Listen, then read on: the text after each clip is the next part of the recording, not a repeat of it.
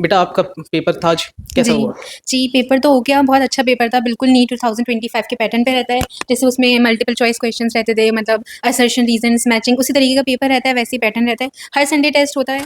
Paper बहुत अच्छा रहा, जो पेपर का लेवल है वो बहुत ही बेस्ट है, जिसमें फिजिक्स से काफ़ी कंसेप्चुअल आते हैं और बायोलॉजी जो रहता है प्योरली एनसीईआरटी बेस्ड और एनसीईआरटी का वो छुपा हुआ क्वेश्चन होता है जो बच्चे नहीं पढ़ पाते, नहीं बना पाते, वो क्वेश्चन पेपर में पूछा जाता है और केमिस्ट्री भी बहुत अच्छा होता है। ईजी था और फिजिक्स भी अच्छी आई थी, जैसे मेंस के पीवाईक्यू आते हैं, जैसे नीट 2025 का पेपर आया था और बायोकेमिस्ट्री भी एनसीईआरटी से थी, तो अच्छा पेपर था ओवरऑल।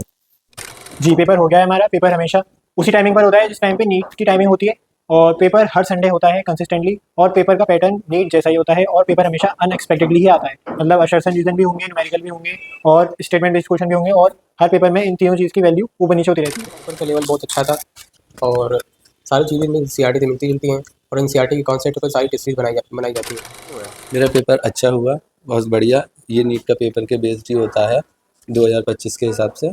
और अगर एक चैप्टर को कोई आ रहा है तो उस चैप्टर के सारे कॉन्सेप्ट उसमें आ जाते हैं पेपर में। जैसे अगर एक चैप्टर आ रहा है तो उसके सारे कॉन्सेप्ट से एक एक क्वेश्चन तो आ ही जाएगा मिनिमम, इसलिए पेपर मुझे बहुत अच्छा लगता है ये वाला। और इस 2 नवंबर को टेस्ट सीरीज स्टार्ट होने वाली है, युद्ध अभ्यास, जिसमें कि 35 टेस्ट हैं और बिल्कुल वही पैटर्न रहेगा जो नीट 2025 का।